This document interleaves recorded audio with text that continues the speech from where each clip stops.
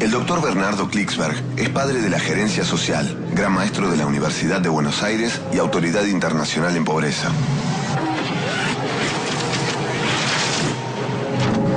Será impuesto por la Unión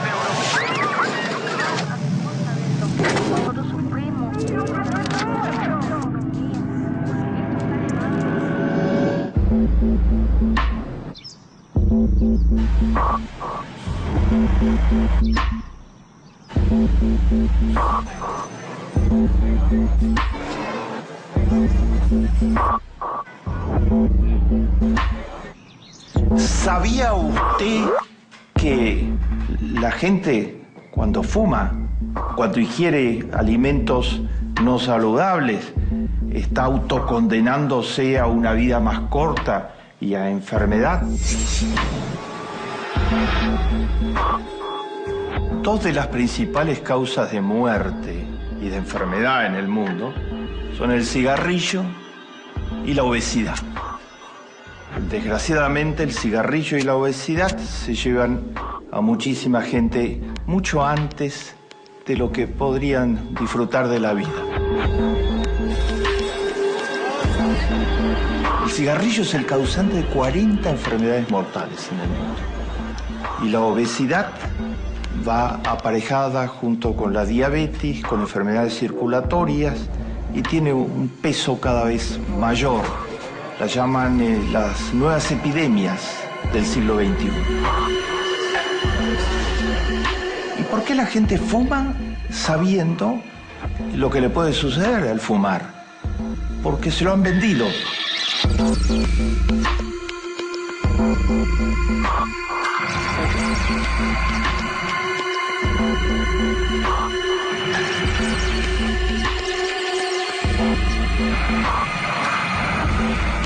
Porque la industria del tabaco, para maximizar sus lucros, ha logrado asociar durante muchos años fumar con masculinidad, fumar hasta con salud. Recuerdan en la playa, las chicas y los muchachos jóvenes, la famosa imagen publicitaria. Y la industria de la comida rápida, también para maximizar beneficios, ha logrado insertar la idea de que esa es una comida apetecible, sabrosa, se vende por el envase, se vende por los regalitos, los lugares donde se expende están bien decorados y amplísimas campañas publicitarias en derredor de estas industrias de enorme envergadura. Estas industrias matan. La gente traga el cuento y desgraciadamente los médicos y los hospitales no pueden hacer mucho frente al envenenamiento del organismo que esto significa. ¿Y por qué se tragan ese cuento?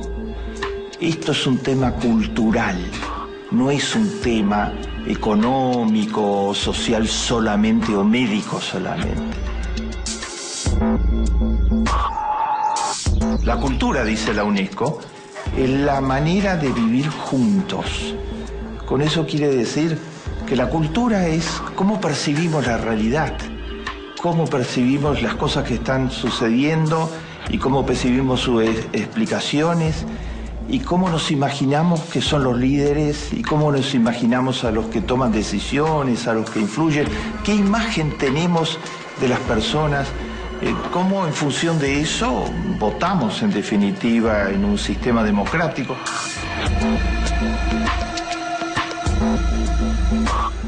La cultura son todas esas percepciones, actitudes, información, niveles de conocimiento, es la propaganda que se hace sobre los temas. Todo eso forma parte de la cultura. La cultura tiene mucha importancia, mucha importancia. Vamos a mostrar 4 casos en donde la cultura está siendo decisiva actualmente en el género humano.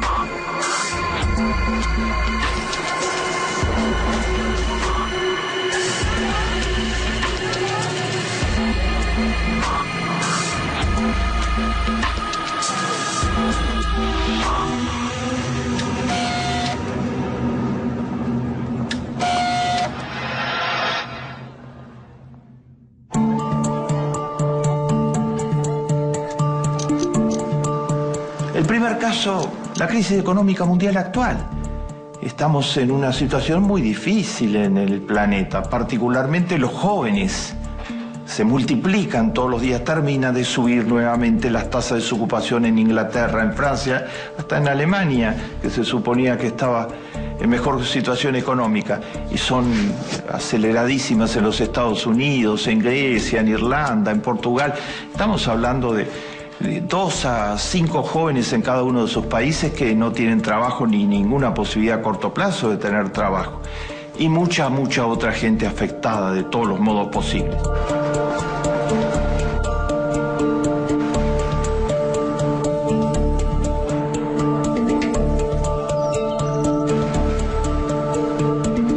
Hay un relato sobre eso en la cultura que dice que la causa principal ha sido el despilfarro, la falta de ahorro, y que eso ha llevado al déficit, y que la manera de combatir eso es el ahorro público en gran escala, bajar el déficit, y que eso traería crecimiento.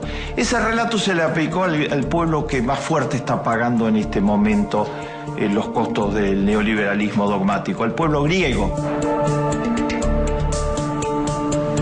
Se dice los griegos eran todos despilfarradores, gastaban por encima de lo que podían gastar, entonces generaron la deuda externa.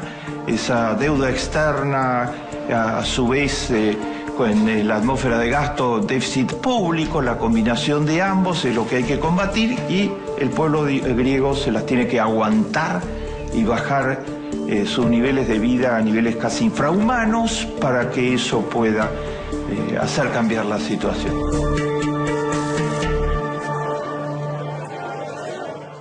Es un relato sobre la realidad, es parte de la cultura de algún sector del pueblo griego que aceptó ese relato, y del sector del género humano que aceptaron el relato de que el pueblo griego es el culpable de lo que le está pasando. Pero hay otro relato, el relato, por ejemplo, que están desarrollando permanentemente premios Nobel de Economía como Joseph Stiglitz, como Amartya Sen, como Paul Krugman. Es el que estamos tratando de entregar con evidencia científica permanente en nuestro análisis. Ese relato dice que esto es un cuento, que no fue así. Que Grecia es un país muy débil en una Europa donde hay varias potencias, y que el modo de funcionamiento de la eurozona es en perjuicio de los países débiles. Entonces a los países débiles les fue cada vez peor económicamente, se endeudaron, y los acreedores les cobran tasas usurarias cada vez más fuertes. En Estados Unidos la tasa de interés es menor al 1%, a Grecia le cobran el 9, el 10, actualmente el 13%.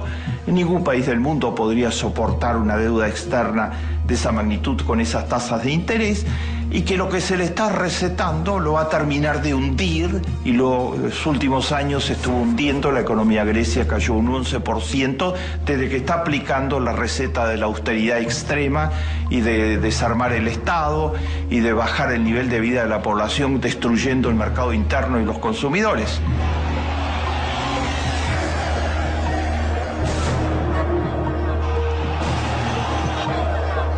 Los relatos tienen mucha importancia en la práctica, porque el relato que triunfa va a ser el que va a ser convalidado electoralmente en las democracias. Entonces se está jugando las decisiones que se van a tomar en el relato que triunfa. Grecia no ha triunfado el relato del cuento de la austeridad extrema como solución, porque los griegos están viendo todos los días que eso no da ninguna solución. Entonces, cuando hubo alguna posibilidad de un referéndum, que los griegos decidieran sobre su destino, las élites impidieron el referéndum, lo prohibieron, ya estaba sancionado, y lo prohibieron porque tenían miedo de perder en el relato.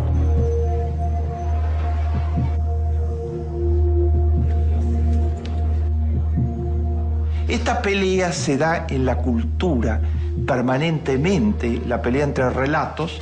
Es crucial en los Estados Unidos el relato de los indignados de Wall Street, diciendo la culpa la tiene el 1% más rico, y si el país tiene un déficit público, se debe en una tercera parte a los impuestos que dejó de cobrar Bush al 1% más rico. Ese relato está progresando y entonces van ganando de nuevo espacio las posiciones que dicen que tiene que haber mucha más equidad en la economía. El relato en la cultura es decisivo.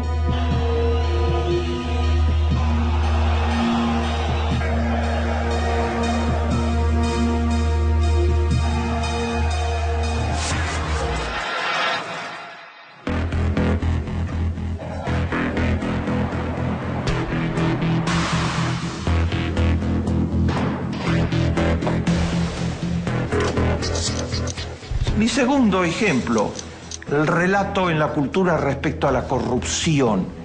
¿Por qué Noruega, Suecia, Finlandia, los países nórdicos son los menos corruptos del planeta? ¿Por qué? Los relatos tradicionales sobre la corrupción dicen que la corrupción tiene que ver, entre los aspectos cruciales, con el nivel de represión que hay en la sociedad. Y las dictaduras militares, por ejemplo, inventaron el relato de que una dictadura militar podía suprimir la corrupción. Pinochet hizo su dictadura bajo el lema de que él era un dictador que había suprimido la corrupción. Y resulta que esto no tenía nada que ver con la realidad. La corrupción funcionó todo el tiempo, pero además el corrupto mayor era Pinochet. Se le descubrieron infinitas cuentas a él y a todos sus familiares en múltiples bancos, en el banco Rix en los Estados Unidos. Se había enriquecido totalmente robándole miserablemente al pueblo chileno. O sea, aparte de ser un dictador asesino, asesinó a más de 3.000 personas, era un corrupto total. Pero el relato era asociar corrupción con democracias débiles y dictadura con eliminación de la corrupción. Esto aprendido en otros pueblos de América Latina que creen que las dictaduras solucionan la corrupción.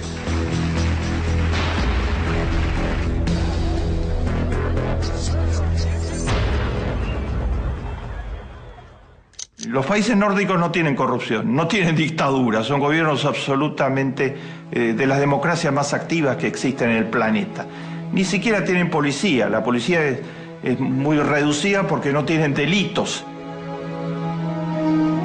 Y entonces, ¿por qué no tienen corrupción? Por la cultura, porque en esos países un corrupto es mal visto por toda la sociedad. Porque la sociedad tiene en su cultura anticuerpos contra la corrupción. Un corrupto sería expulsado de los clubes a los que pertenece. Sería radiado y marginado por su propia familia. Toda la sociedad lo sancionaría. Sería un paria.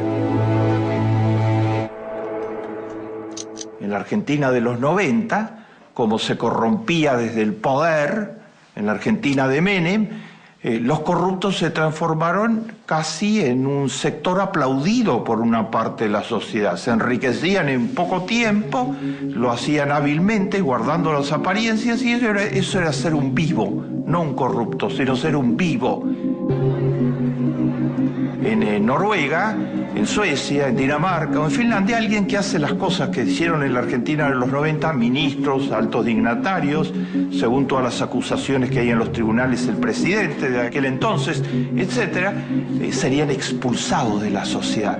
Además de las sanciones legales, tendrían todo tipo de sanciones morales, porque en la cultura hay fuerte la idea de que la corrupción es contra el género humano, contra la moral.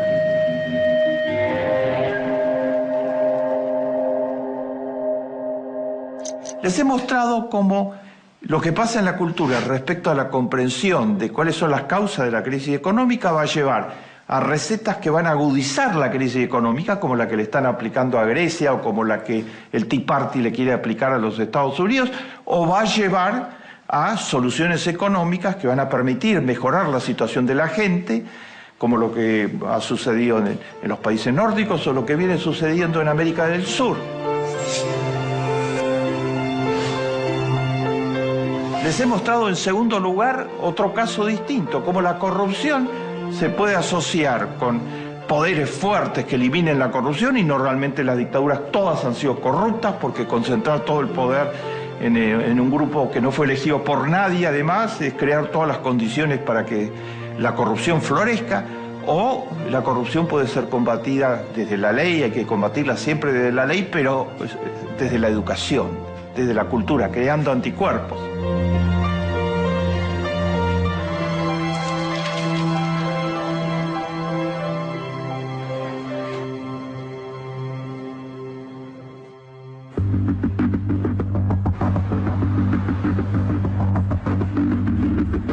Un tercer ejemplo de la importancia que tiene la cultura. Ustedes saben que millones de latinoamericanos en los años 90 se fueron de sus países porque no podían sobrevivir económicamente y se fueron a tratar de conseguir trabajo en los Estados Unidos, en el Canadá, hasta en Australia y en España principalmente, y algunos otros países europeos.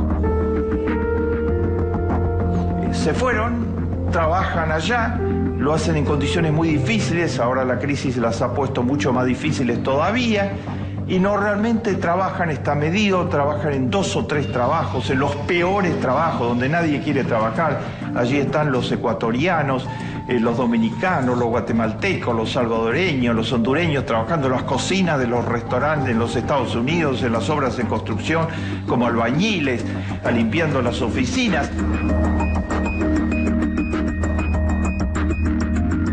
Ganan muy poco, ganan menos del nivel de pobreza en los Estados Unidos. Han producido un fenómeno cultural absolutamente excepcional, de solidaridad pura, las remesas migratorias. De todo lo que ganan, mandan el 15% a sus familias en los países de donde vinieron. No tienen nada y se sacan de la boca y le mandan a los hijos, a las madres, a los tíos, a los pequeños pueblitos de donde vinieron, de Honduras, de Guatemala. Y todo eso junto ha sido el mayor ingreso de capitales que ha tenido América Latina en los últimos 20 años. Mandan 8 veces por año envíos de 250 a 300 dólares 8 veces por año. Todo eso sumado llegó a ser, hasta antes de la crisis, hasta 2 o 3 años atrás, 60.000 millones de dólares por año. Es la segunda fuente de ingreso de México. Después del petróleo, vienen los inmigrantes pobres en los Estados Unidos, le mandan a México. Y uno se pregunta, ¿y por qué estos pobres que trabajan tan duro mandan sus no ahorros, sino de lo que ganan, simplemente lo poco que ganan, a sus familias en sus países de origen? Nunca se pusieron de acuerdo. No es que se reunieron todos los dominicanos que viven en Nueva York, que son más de 300.000, o los guatemaltecos y salvadoreños que viven en Washington, que son más de 200.000, y que se reunieron y resolvieron juntos hacer eso. Cada uno lo manda por su cuenta, ¿no? ¿Saben por qué? Por un valor cultural, por la familia. Porque creen en la familia, porque en América Latina se cree en la familia. Y para ellos la familia es fundamental en sus vidas. Entonces trabajan muy duro y se sacan de la boca para poder mandar a sus familias. Y además a fin de año se van a visitar a su familia en Navidad y en Año Nuevo, y van como Papá Noel, van cargados en los aviones de todo tipo de cosas para darle a la familia físicamente. El mayor fenómeno de solidaridad que ha conocido América Latina, la solidaridad de los pobres con los pobres, movilizada por la familia, puros valores culturales, nada que ver con la macroeconomía, con las inversiones, con el dólar, nada que ver con eso, sino puros valores éticos, familia, solidaridad, ancladas en la cultura de estos latinoamericanos pobres.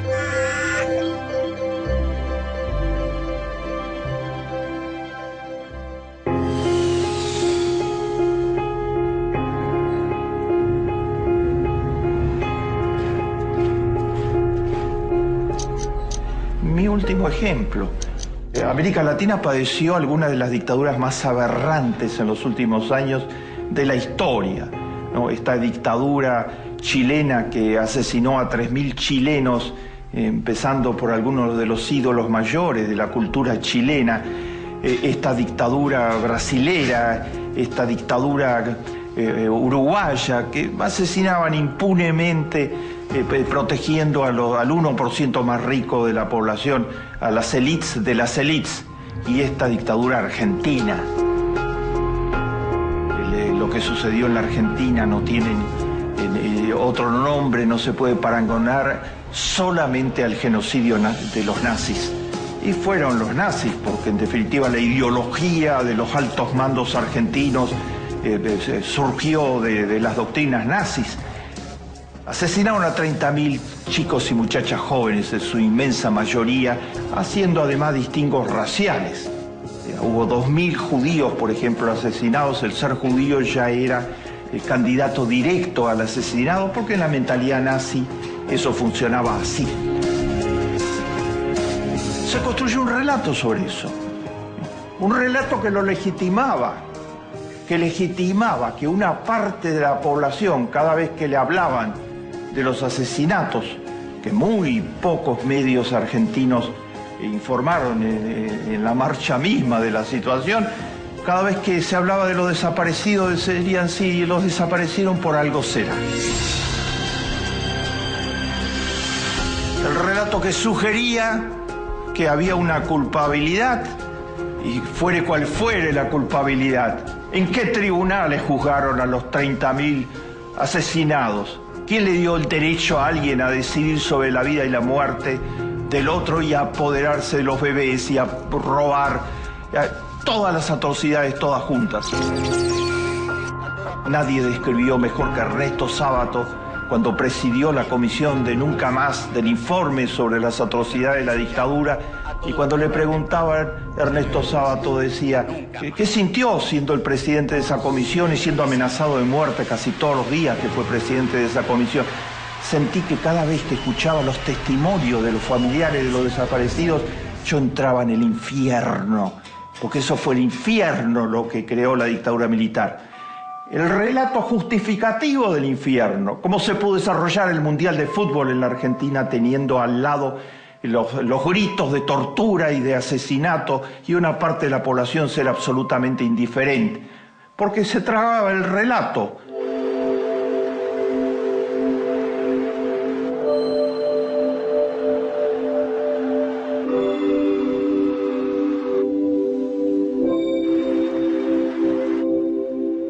Surgió el otro relato.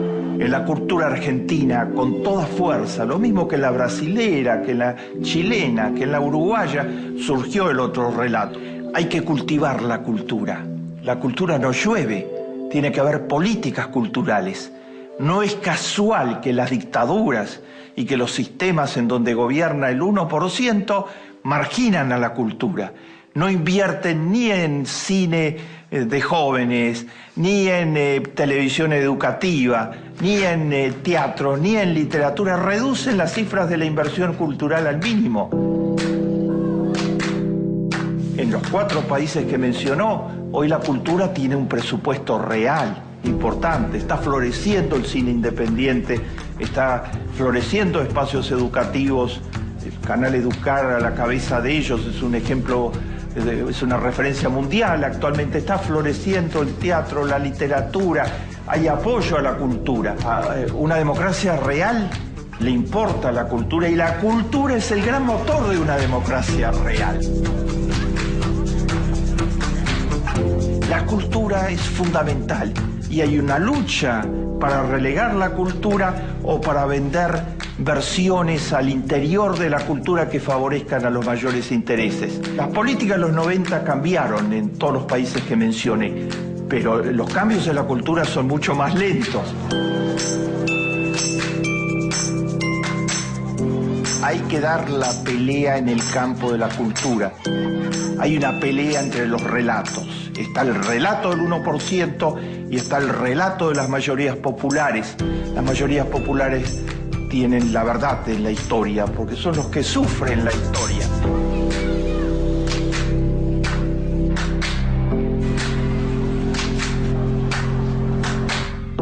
Les mostré cómo los relatos falsos llevan a que la gente fume, y sea obesa, se autoenvenene.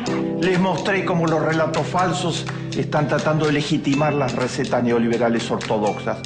Les mostré cómo los relatos falsos legitiman que se crea que la dictadura es la solución para la corrupción. Les mostré cómo la solidaridad entre los pobres, desde valores culturales con la familia como valor básico, causó la mayor ola de solidaridad que tuvo América Latina para los pobres en los últimos 30 años. Y les mostré finalmente cómo recuperar la memoria y esclarecer que lo que sucedió fue simplemente el asesinato nazi en tierra argentina o en tierra brasilera o uruguaya o chilena, que a través del cine, de la educación, de las diferentes áreas de la cultura, es la manera de recuperar la memoria.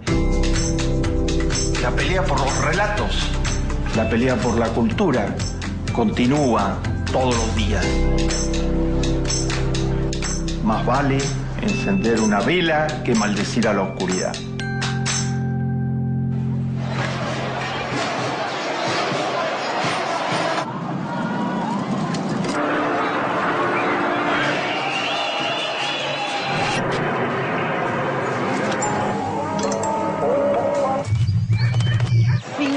Millones de personas